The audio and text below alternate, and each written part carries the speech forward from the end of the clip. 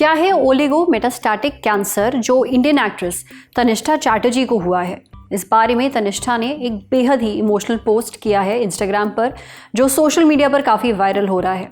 सेहत के पहले सेगमेंट में इस पर बात करेंगे। पूजा में बैठना था इसलिए पीरियड रोकने वाली दवा खा ली, डीप वेन थ्रोम्बोसिस हुआ और फिर मौत। सेहत के दूसरे सेगमेंट में बताएंगे पूरी कहानी। शुगर के मरीजों को क्यों खाने चाहिए ब्लैक राइस, ये जानिए सेहत के आखिरी सेगमेंट में। Brought to you by Sensodyne K. SLS और पैराबेन गॉन, तो का करंट ऑन। What then? इसके पोटेशियम आयंस करी ट्यूब का करंट गॉन, लाइव का current on. Tannishtha Chatterjee Indian actress और डायरेक्टर हैं। तनिष्ठा को आपने parched, angry Indian goddesses, unindian जैसी फिल्मों में देखा है। हाल में तनिष्ठा ने इंस्टाग्राम पर एक बहुत ही इमोशनल पोस्ट किया। दरअसल तनिष्ठा को स्टेज 4 ओलिगो मेटास्टैटिक कैंसर है। अपने पोस्ट पे तनिष्ठा ने लिखा, पिछले 8 महीने बेहद ही मुश्किल थे। मैंने ना सिर्फ अपने पिता को कैंसर के कारण खो दिया, 8 महीने पहले मुझे भी stage 4 oligo metastatic cancer diagnose हुआ। तनिष्ठा ने उन सभी लोगों को थैंक यू बोला जिन्होंने इतने मुश्किल वक्त में उनका साथ दिया है। हम उम्मीद करते हैं तनिष्ठा जल्दी पूरी तरह ठीक हो जाएंगी, क्योंकि ओलिगो मेटास्टैटिक कैंसर ठीक हो सकता है, ऐसा खुद डॉक्टर्स कहते हैं। आज सेहत के इस एपिसोड में हम बात करेंगे ओलिगो मेटास्टैटिक कैंसर पर। डॉक्टर से समझेंगे ये क्या होता है, ये क्यों होता है, इसके लक्षण क्या हैं और ओलिगो मेटास्टैटिक कैंसर का इलाज कैसे किया जाता है। सुनिए। तो ओलिगोमेटास्टैटिक कैंसर एक जनरल टर्मिनोलॉजी दी गई है किसी भी कैंसर के लिए जो कि स्टेज 4 तो है, दूसरे ऑर्गन में स्प्रेड कर चुका है, लेकिन वो लिमिटेड नंबर ऑफ ऑर्गन्स में उसका स्प्रेड हुआ है। आमतौर पर उसको कुछ लोग कहते हैं कि 3 से ज़्यादा नहीं होना चाहिए लोकेशन उसके स्प्रेड का, कुछ 5 कहते हैं। तो बिटवीन 1 and 5 अगर हम लोकेशंस मान लें स्प्रेड का, उसके बियॉन्ड नहीं गया है तो वो स्टेज 4 तो है, लेकिन वो ओलिगोमेटास्टैटिक। तो इसका कोई एक आंसर इसका नहीं होगा, क्योंकि ये हर तरह के कैंसर में ओलिगोमेटास्टैटिक डिजीज होगी। ये ओलिगोमेटास्टैटिक डिजीज अगर किसी एक कैंसर में किया हुआ है, इसका मतलब उसके जो सेल्स हैं वो उतने एग्रेसिव नहीं हैं जितने कि एक हर जगह फैले हुए कैंसर के सेल्स होंगे। इसी वजह से वो ऐसी जगहों पर मैनिफेस्ट कर रहा है जिसको हम अभी भी हम उसको कंट्रोल कर सकते हैं। कैंसर का तो लक्षण वही होगा जो प्राइमरी कैंसर का है। जैसे लंग कैंसर है तो लंग कैंसर के जो सिम्टम्स होंगे वो होंगे। अब वो ओलिगोमेटास्टैटिक की वजह से कुछ अलग सिम्टम्स आ भी सकते हैं, नहीं भी आ सकते हैं। जैसे हम एग्जांपल अगर दें, लंग कैंसर में अगर एक ही सिर्फ ब्रेन में मेटास्टेसिस आ गया है सपोज, तो ब्रेन में जाने की वजह से कुछ लक्षण होते हैं, जैसे वॉमिटिंग होना, सर में दर्द होना, ब्लड प्रेशर बढ़ना। ये सब लक्षण हो भी सकते हैं, कई बार नहीं होते हैं। ब्रेस्ट का कैंसर है, वो बोन में कहीं पर आइसोलेटेड जगह गया हुआ है, तो उसमें बोन, उस लोकलाइज्ड बोन के एरिया में पेन हो सकता है, दर्द हो सकता है, नहीं भी हो सकता है। ज़्यादातर समय हमें अलग से लक्षण नहीं दिखाई देते ओलिगोमेटास्टैटिक डिजीज के, जो प्राइमरी ट्यूमर के वो लक्षण होते हैं, और हम इसको डिटेक्ट करते हैं पेट स्कैन करा कर। जब हम पेट स्कैन करते हैं तो पता चलता है कि इसकी स्प्रेड ये 2-3 जगह और हो चुकी है। तो अगर 2-3 जगह तक है तो हम उसको ओलिगोमेटास्टैटिक मान लेते हैं। तो आमतौर पर पहले ये सोचा जाता था कि अगर ये स्टेज 4 डिजीज हो गया किसी भी कैंसर का, तो वो क्यूरेबल नहीं होगा, उसका ठीक होने के चांसेस नहीं हैं। तो हमारी सारा जो हमारी कोशिश रहती थी, प्रयत्न रहता था, वो ये होता था कि हम किसी तरह से मरीज की लाइफ थोड़ी बढ़ा दें या उसके सिम्टम्स का निवारण करें, ये हमारी कोशिश रहती थी। अब ये देखा गया कि जो ओलिगोमेटास्टैटिक कैंसर है उसमें थोड़े बहुत क्यूरेटिव पोटेंशियल हैं, सारे कैंसर्स में नहीं, कुछ कैंसर्स में। जैसे एग्जाम्पल के तौर पर अगर हम बोलते हैं, उदाहरण के तौर पर ब्रेस्ट कैंसर हुआ, अगर ब्रेस्ट कैंसर में 2-3 जगह सिर्फ स्प्रेड है बोन में मान लीजिए, तो हम लोग उसको ओलिगोमेटास्टैटिक मानकर उसको लोकल डिजीज की तरह हम ट्रीट करेंगे, कीमोथेरेपी देंगे, फिर हम उस सर्जरी को भी कर सकते हैं जो कि लोकल एरिया ब्रेस्ट की सर्जरी भी कर सकते हैं, बोन में रेडियोथेरेपी दे सकते हैं। ठीक है, तो इन सब चीज़ों के कॉम्बिनेशन से देखा गया है कि कुछ मरीज ठीक होते हैं। अगर आप प्रतिशत के हिसाब से देखें तो 15 से 20% ब्रेस्ट कैंसर पेशेंट ओलिगोमेटास्टैटिक वाले क्योर हो सकते हैं।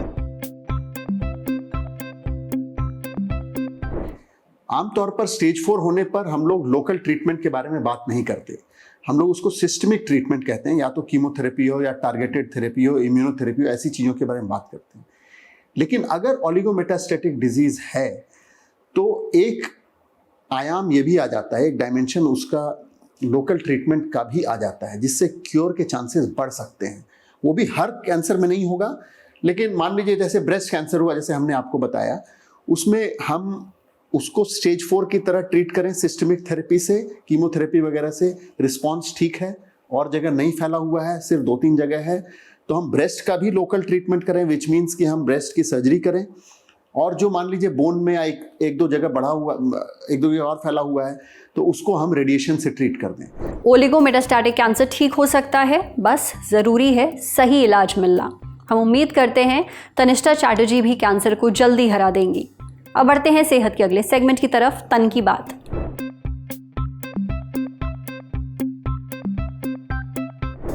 इन दिनों सोशल मीडिया पर एक पॉडकास्ट बहुत वायरल हो रहा है। पॉडकास्ट का नाम है रीबूटिंग द ब्रेन। वजह है 14 अगस्त को पब्लिश हुआ एक पॉडकास्ट का एपिसोड। इसमें senior vascular surgeon doctor Vivekanand ने न्यूरोसर्जन डॉक्टर शरण श्रीनिवासन के साथ एक वाकया शेयर किया। उन्होंने बताया कि एक 18 साल की लड़की अपने दोस्तों के साथ उनके अस्पताल आई थी।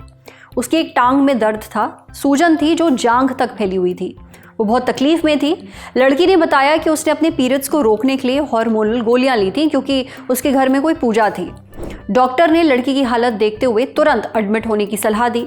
लड़की के पिता से बात भी की, लेकिन लड़की के पिता ने अपनी बेटी को तुरंत एडमिट करने से मना कर दिया। कहा वो अगले दिन सुबह डॉक्टर से आकर मिलेंगे।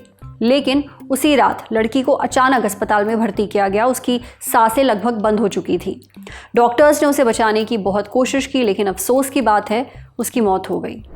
दरअसल पीरियड्स रोकने की हार्मोनल दवाएं लेने के बाद उस लड़की को डीप वेन थ्रोम्बोसिस, जिसे डीवीटी कहते हैं, इस नाम की एक बहुत ही गंभीर बीमारी हो गई थी। हार्मोनल गोलियां लेने से ऐसा हो सकता है, लेकिन डीप वेन थ्रोम्बोसिस होने के और भी बहुत सारे कारण होते हैं। हमने मेरेंगो एशिया हॉस्पिटल फरीदाबाद में robotic minimally invasive bariatric and general surgery के कंसल्टेंट डॉक्टर बीरबल कुमार से समझा कि ये डीप वेन थ्रोम्बोसिस आखिर होता क्या है, ये क्यों होता है, इसके लक्षण क्या हैं, इससे कैसे बचा जा सकता है और इसका इलाज क्या है। डॉक्टर बीरबल ने बताया कि डीप वेन थ्रोम्बोसिस एक कंडीशन है, इसमें शरीर के अंदर खासकर टांगों की नसों में खून का थक्का जम जाता है। ऐसा तब होता है जब खून बहुत धीरे धीरे बहता है या फिर किसी एक नस में बहुत देर तक ठहरा रहता है। ऐसे में खून वहाँ जम जाता है और थक्का बन जाता है। ऐसा होने के कई कारण होते हैं, जैसे बहुत देर तक एक ही जगह पर बैठे रहना, मिसाल के तौर पर एक बहुत ही लंबी फ्लाइट में, या किसी बीमारी के चलते लंबे वक्त से बेड रेस्ट पर होना। इसके अलावा नस में चोट लगने की वजह से भी ऐसा हो सकता है। ये चोट सर्जरी के कारण भी लग सकती है। कुछ बीमारियों में भी डीप वेन थ्रोम्बोसिस का खतरा होता है, जैसे कैंसर या उन बीमारियों में जिनमें खून के थक्के जम जाते हैं। यही नहीं, कुछ दवाइयां जैसे कि गर्भ निरोधक गोलियां या हार्मोनल थेरेपी भी डीप वेन थ्रोम्बोसिस का रिस्क बढ़ा सकती हैं, जो कि इस केस में हुआ। साथ ही उम्र बढ़ने पर शरीर की नसें कमज़ोर हो जाती हैं। अब अगर परिवार में डीवीटी की हिस्ट्री रही है तो इसका खतरा बढ़ जाता है। लक्षणों की बात करें तो टांग में सूजन आना, दर्द होना जो अक्सर पिंडली से शुरू होकर ऊपर तक जाता है, उस हिस्से का गर्म महसूस होना, स्किन का लाल या फिर नीला पड़ जाना और नसें उभरी हुई लगना शामिल हैं। अच्छा, कभी कभी कोई लक्षण नहीं दिखता और अचानक जब थक्का फेफड़ों तक पहुंच जाता है तब पता चलता है। ये जानलेवा हो सकता है। डीप वेन थ्रोम्बोसिस से बचने के लिए ज़रूरी है कि हर कुछ देर में उठकर चले फिरें, लंबे समय तक एक ही जगह पर बैठे ना रहें, ना ही लेटे रहें। सफ़र के दौरान थोड़ी थोड़ी देर में खड़े हो जाएं या पैरों को हिलाएं। रोज़ाना हल्की फुल्की एक्सरसाइज करें, जैसे चलना। खूब पानी पिएं, बहुत ज़्यादा कैफीन का सेवन ना करें और शराब से दूरी बना लें। डॉक्टर की सलाह पर कंप्रेशन सॉक्स पहनें। वज़न कंट्रोल में रखें और स्मोकिंग ना करें। अगर डॉक्टर ने दवा दी है तो उसे समय पर लें। और सबसे ज़रूरी बात, कोई भी हार्मोनल दवा बिना डॉक्टर की सलाह के ना लें। डीप वेन थ्रोम्बोसिस का इलाज खून को पतला करने वाली दवाओं से किया जाता है, यानी ब्लड थिनर्स से, ताकि थक्का बड़ा ना हो। कुछ मामलों में थक्का तोड़ने वाली दवाएं भी दी जा सकती हैं। मरीज को खास टाइट सॉक्स पहनने पड़ सकते हैं। अगर हालत क्रिटिकल होती है तो सर्जरी या नस में एक छोटा फिल्टर लगाना पड़ सकता है। समझे, अब बारी है सेहत के आखिरी सेगमेंट की, खुराक यानी झक्कासी हेल्थ टिप। डायबिटीज के मरीजों को अक्सर चावल कम खाने की सलाह दी जाती है। लोगों का मानना है कि चावल खाने से शुगर बढ़ती है। ये बात काफ़ी हद तक सही भी है, लेकिन चावल भी अलग अलग तरह का आता है। सफ़ेद, जो अमूमन हमारे घरों में बनता है, ब्राउन राइस, जिसे वाइट राइस से हेल्दी और शुगर के मरीजों के लिए बेहतर माना जाता है, रेड राइस, जो दिल के मरीजों के लिए फ़ायदेमंद बताया जाता है। इन सब से परे एक तरह का चावल और है जो डायबिटीज़ के मरीजों के लिए अच्छा ऑप्शन है, ब्लैक राइस यानी काला चावल। इसके बारे में हमें बताया ब्लूम क्लिनिक्स दिल्ली में न्यूट्रिशनिस्ट डॉक्टर अंजना कालिया ने। डॉक्टर अंजना बताती हैं कि काला चावल सफ़ेद चावल से बेहतर माना जाता है, खासकर उन लोगों के लिए जिनको डायबिटीज़ है। सफ़ेद चावल जल्दी पचकर खून में शुगर का लेवल बढ़ा देते हैं। इससे ब्लड शुगर तेज़ी से बढ़ती है, जो डायबिटीज़ वाले लोगों के लिए ठीक नहीं है। ब्लैक राइस धीरे धीरे पचता है, इसलिए शुगर धीरे धीरे खून में मिलती है। खून में शुगर लेवल अचानक से नहीं बढ़ता, इसलिए ब्लैक राइस डायबिटीज़ वालों के लिए सेफ है, क्योंकि चावल खाने के बाद भी शुगर कंट्रोल में रहती है। सफ़ेद राइस के मुकाबले ब्लैक राइस में ज़्यादा फाइबर होता है। ऐसा इसलिए क्योंकि काले चावल के बाहरी हिस्से को हटाया नहीं जाता, जिसमें असल में ज़्यादा फाइबर पाया जाता है। फाइबर हाजमे को ठीक रखता है और शुगर के खून में जाने की स्पीड को कम करता है। इससे भूख भी देर से लगती है और पेट भी लंबे वक्त तक भरा रहता है। काले चावल में एंटीऑक्सीडेंट्स भी होते हैं जो इसे काला रंग देते हैं। ये एंटीऑक्सीडेंट्स शरीर को नुकसान से बचाते हैं और सूजन कम करते हैं। डायबिटीज़ में अक्सर अंदरूनी सूजन बढ़ जाती है, यानी इंटरनल इन्फ्लेमेशन। इसलिए शुगर के पेशेंट्स के लिए ब्लैक राइस और भी फ़ायदेमंद है। लेकिन हाँ, इसका मतलब ये नहीं है कि डायबिटीज़ के मरीज़ थोक के भाव में ब्लैक राइस खा सकते हैं। दिन भर में आधा कप पका चावल आपके लिए काफ़ी है। साथ ही चावल के साथ दाल और सब्जियां ज़रूर लें, इससे आपको ज़्यादा पोषण मिलेगा। आज सेहत पर इतना ही। अगर आप एक डॉक्टर हैं, हमसे कुछ शेयर करना चाहते हैं, तो जो ईमेल आईडी इस वक्त आपको अपनी स्क्रीन पर दिख रही है, उस पर हम एक मेल भेज दीजिए। शुक्रिया।